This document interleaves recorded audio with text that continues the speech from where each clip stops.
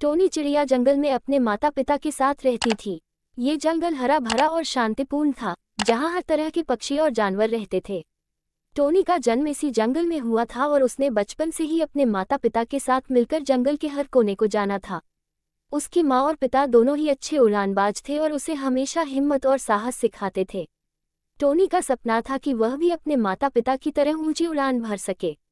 वह दिन रात उड़ान की प्रैक्टिस करती थी, लेकिन कभी कभी डर के मारे उसकी उड़ान पूरी नहीं हो पाती थी।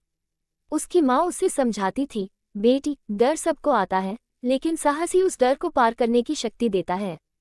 टोनी की माँ उसे हमेशा सकारात्मक सोच रखने और अपने डर को मात देने की सलाह देती थी।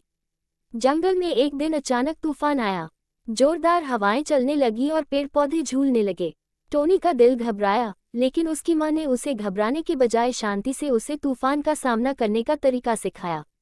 जब भी तूफान आए, हमें अपनी ताकत का एहसास करना चाहिए। सिर्फ डर से हमें कुछ हासिल नहीं होगा, उसकी माँ ने कहा। टोनी ने अपनी माँ की बातों पर ध्यान दिया और महसूस किया कि इस तूफान के बीच भी उसे अपनी उड़ान को मजबूत बनाना चाहिए।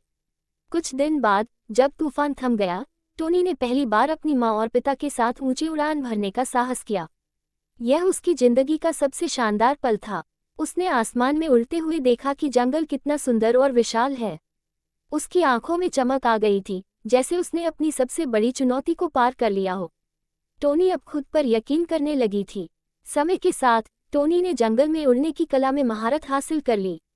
अब वह खुद भी अपनी छोटी छोटी चिड़ियों को उड़ने की तकनीक सिखाती थी। वह जानती थी कि जंगल में हर चिड़िया की उड़ान एक नई शुरुआत है और हर कठिनाई के बाद एक नई उम्मीद होती है। टोनी का जीवन अब पूरी तरह से बदल चुका था। वह समझ गई थी कि जीवन में चुनौतियां आती हैं, लेकिन अगर आत्मविश्वास और साहस हो, तो कोई भी तूफान और डर उसे रोक नहीं सकता। टोनी अब जंगल की सबसे साहसी और ज्ञानी चिड़िया बन चुकी थी।